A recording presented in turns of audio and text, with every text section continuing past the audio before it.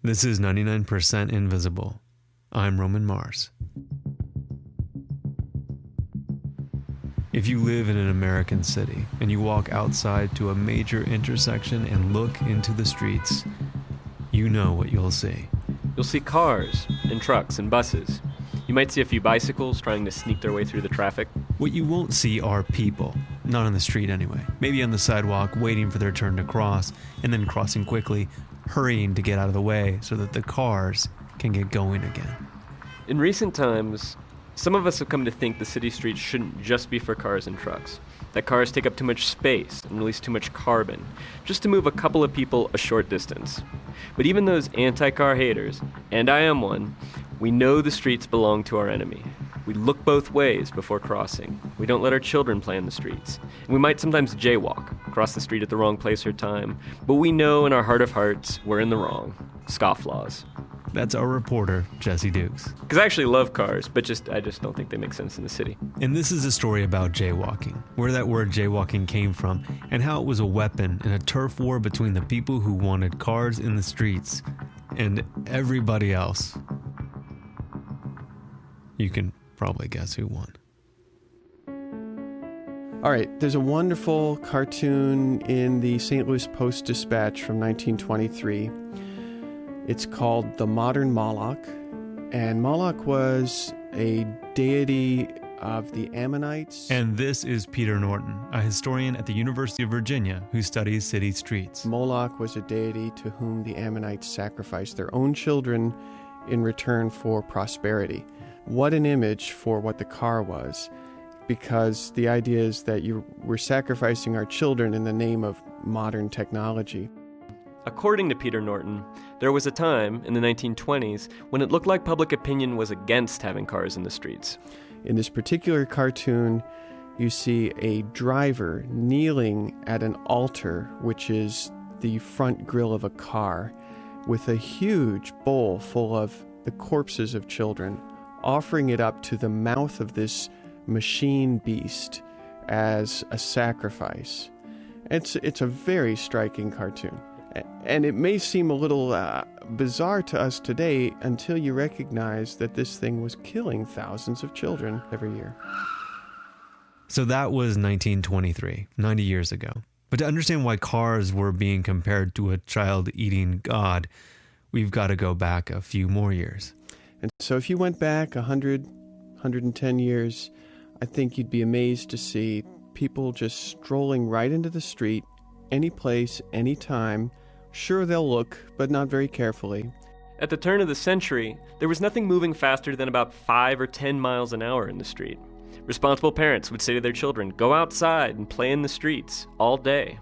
Even after the first cars appeared in the cities, right around 1900, they had to conform to the customs of the day, which meant that traffic moved slowly. There's wonderful video, like 1905, people walking down Market Street in San Francisco before the earthquake, and people are just striding right in wherever they want to go. Children, people carrying, boards of wood, people going about their business. It's not to say that the street off of the sidewalks for everybody, because people prefer the sidewalk. It's drier, it's cleaner, it's got less horse manure. And there weren't even really many rules about what you could do or not do. People are solving problems the way they solve problems when you're walking in a crowded hallway, like, in a school building between classes, and you have a huge crowd of kids or something trying to find their way.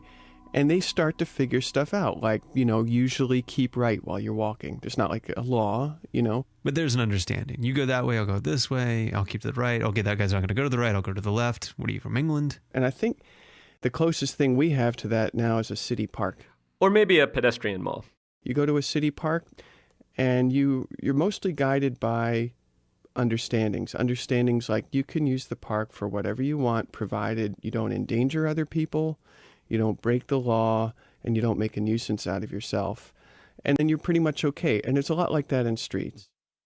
But by 1920, two things changed. For one, cities in America were filling up with people. This was right in the midst of the Industrial Revolution, when Americans were leaving farms to move to cities to work in factories, or maybe in the middle class if they're lucky. So the streets were starting to get more crowded. You've probably heard of the other big change, the Model T Ford, the first affordable automobile. Introduced in 1908, mass-produced in 1913. Price is just falling every year. By 1920, a new Model T without any extras you could get for $300. And this is really now in the reach of the working class. The people who make the Ford Model T can afford to buy it. That was a principle dear to the heart of Henry Ford. So by the 1920s, cities are crowding with people, and these people are buying cars and driving cars in the streets. And drivers don't want to drive 5 or 10 or 15 miles an hour, the speed at which street traffic has moved for decades. They want to drive faster.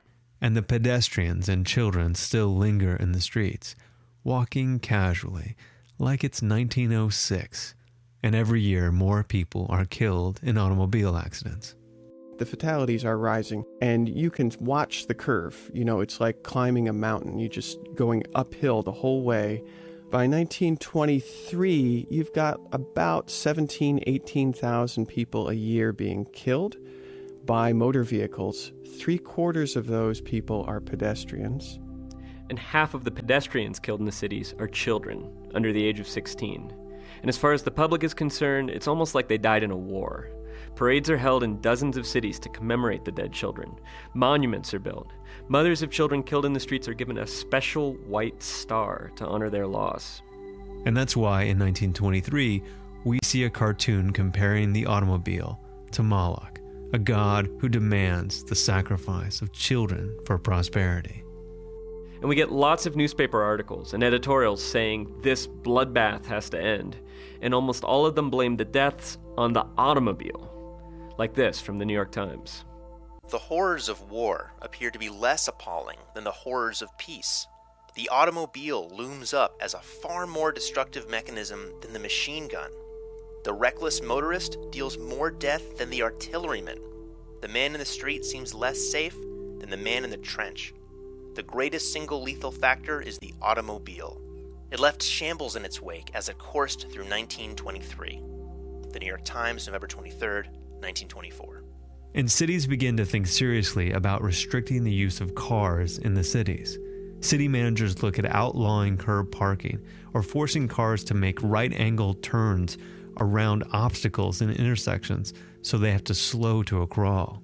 Now, by 1923, a whole cottage industry has grown up around the automobile. There are the manufacturers, of course, but also the dealers who've been making a lot of money in the last few years. And there are motor clubs, which were precursors to AAA and make a lot of money selling memberships. So according to Peter Norton, there's a moment when all of these interests start to worry the city laws are going to make it so nobody in the city would want to buy a car. And they have a collective, oh crap moment. Oh, that's really clear. It's really sharp. The oh crap moment is November 1923. Love that. So what happened then? All right. So Cincinnati residents got a referendum on the ballot to be voted on in November for a speed governor. A device built into the engine. That would require cars to be equipped with one that would limit them to 25 miles an hour. And once the speed governor was there, it had a police seal on it. If you tampered with it, you were in violation of the law. This had lots of popular support. We know 40,000 signatures on petitions. Can't swear that they were all real people or so on, but there were 40,000 signatures on the petitions. They had newspaper advertisements saying, vote yes on this. This really woke up people who wanted a future for cars in cities.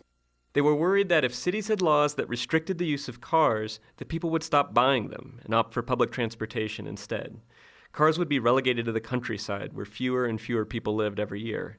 And this group of interests got organized and even gave themselves a name. They call themselves Motordom. Motordom. Actually, that sounds pretty benign to my ears. Anyway. And they start to make distinctions between what they want and what the other safety advocates wanted. So you start to see, like in the Cincinnati Enquirer, which was sort of a mouthpiece for the auto industry in Cincinnati, they ran a huge amount of their advertising was from auto dealers. The Cincinnati Enquirer at one point says, the cause of accidents is men, not machines. In other words, cars don't kill people. People kill people. which is reminiscent of an NRA motto that's been around for quite some time, guns don't kill people, people kill people. It's the same basic idea. You can exonerate the machine if you blame the driver. And it wasn't so much about blaming the driver. It was about promoting a subtle but super important distinction. The cause of accidents and deaths and children dying wasn't cars or speed. It was recklessness. Cars could be perfectly safe in the streets. They belonged on the streets. And the beauty of recklessness is that you could also be a reckless pedestrian. This is really important. What Motordom did by suggesting that pedestrians could be reckless, could be the cause of accidents, was start a turf war. A street fight. The oh crap moment in 1923 creates a clear sense in Motordom that they have to change the problem from how do we control cars and drivers into how do we make streets places where cars belong and where pedestrians don't belong. Motordom needed to market the idea that accidents could be the result of reckless pedestrians, and even that there was such a thing as reckless pedestrians, which people weren't ready to accept yet. One judge in particular angrily denounced the idea that you could ever have such a thing as a reckless pedestrian. So to sell the idea of reckless pedestrians, Motordom invented a new word: jaywalking. Well, actually, they didn't invent it. Motordom repurposed a word that had been kicking around for a couple of decades. They transformed it from a slang insult to a legal term. In the 19-teens, J-A-Y, was a word for country bumpkin. Therefore, a jaywalker is somebody who walks around the city like a jay from the sticks. Well, the first actually clear illustration of what the word means that I've found is from Kansas City, 1911. And there it's describing, and they actually have a cartoon that shows a jaywalker. They're describing the jaywalker there as exactly that, the person from the countryside who's in the big city and is so dazzled by the show windows, the lights, the tall buildings, the salesmen and so on, that as they're walking on the sidewalk, they're constantly stopping to look and thereby obstructing other pedestrians. So their jaywalker is really a nuisance to other pedestrians. So Motordom took this word that had meant a kind of annoying pedestrian and gave it a new meaning, a pedestrian who breaks the traffic rules, who enters the streets in the wrong place or at the wrong time. They did this by publishing editorials about jaywalking. Auto clubs and auto dealers got Boy Scouts in a number of cities to hand out little cards that would say something like, "Did you know you were jaywalking?" And we know that people don't know what the word meant because it was carefully explained on the card with diagrams and information. And at first, the efforts to get people to stop doing something they had done for decades just didn't work. There was even an incident where, according to a newspaper, women struck police officers with their parasols for trying to control how they crossed the street. The lesson from Motordom was, you can't do this by law. But finally, Motordom hit upon a winning strategy, devised by E.B. Lefferts. E.B. Lefferts, enemy of jaywalkers everywhere. He was the head of the Automobile Club of Southern California, and I think he was ahead of his time, a real public relations genius, a guy who realized before most others did that you can't just change behavior by punishing people and putting laws up. You have to reach them through psychology. Lefferts created a PR campaign in Los Angeles explaining what jaywalking was, and he helped get an anti-jaywalking ordinance passed in 1924. But here's the really clever part. He told the police not to arrest jaywalkers. Lefferts wanted the police officer not to arrest the jaywalker, which would only make the jaywalker indignant, but to attract ridicule. And he uses the word ridicule. Oh, there's a gap in the traffic. I'll just pop over to the druggist for some cannabis. Here we are. Hey, you, out of the street. Don't you realize you're jaywalking? Hey, look at that jaywalker. What a chump. What, me, a jaywalker? What would my mother think? Lefferts wanted the pedestrian ridiculed as a form of psychological control. And to Lefferts, it was more important that the onlookers see this person being ridiculed than that you actually sort of convert this individual to correct crossing behavior.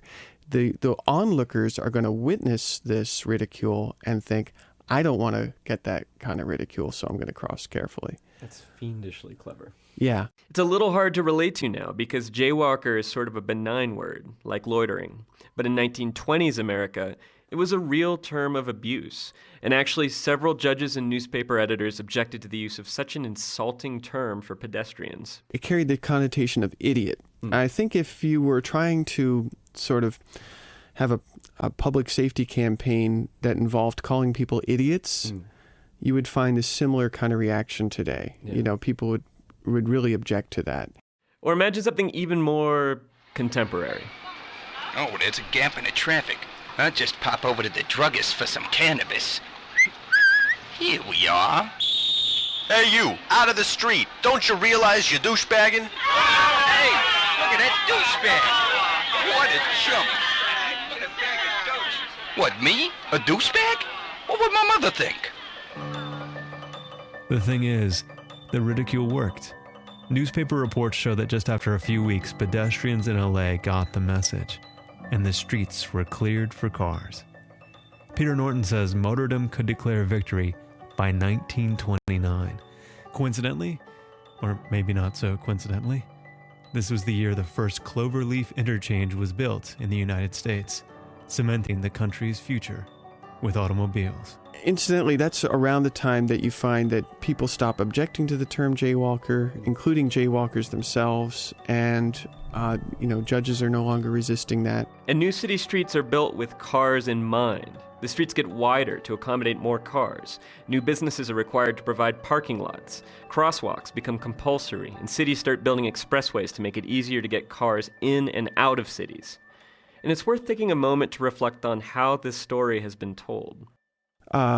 George Orwell explained that history is written by the winners, because in writing the history, you justify yourself. So a history of the automobile has been written, not by any single individual, but collectively over time, that predominantly is a winner's history of the automobile. And that's the history that says this was inevitable.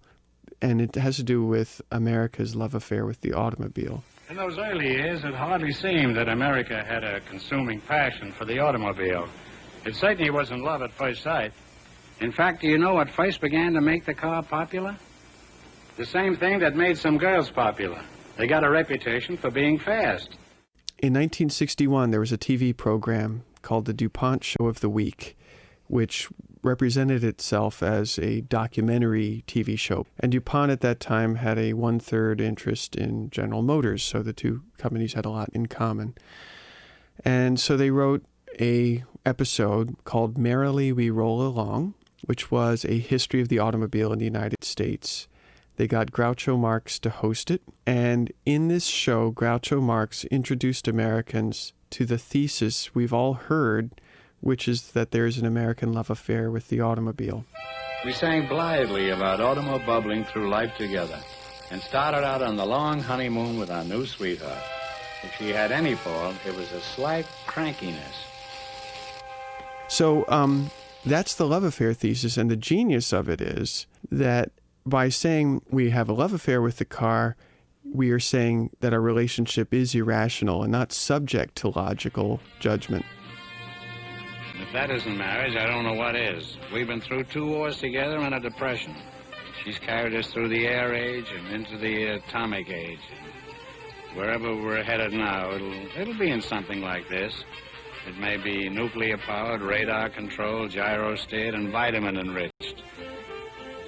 But it'll have license plates front or back, headlights and a horn, and once in a while, we'll still have to get out and give it a shove.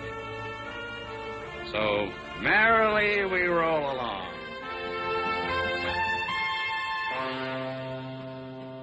And even critics of cars, including me, we've bought into this idea of an American love affair with the automobile. Because the critics of the automobile could say, look, this love affair, this cultural attachment we have to the automobile is the problem, which completely distracted them from the fact that the actual story of the transformation in the 1920s was a lot more complicated and, in fact, involved a lot of hate of the car.